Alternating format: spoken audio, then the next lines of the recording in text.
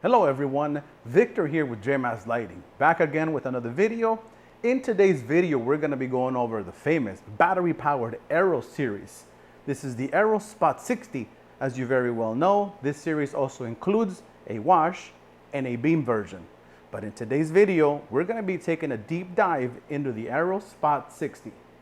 Some of the things that we're going to be looking into is what to expect right out of the box, what's included in the package, how to use and properly maintain the built-in battery pack, how to set them so that you can control more than one light using a single RF remote control. And another very important thing to look into is how to pair them with each other using the wireless TMX function. So what's included inside the box? Besides the light, there's a bag like this one. Inside of this bag, you're gonna get your PowerCon cable. You're going to also get a 3-pin DMX cable.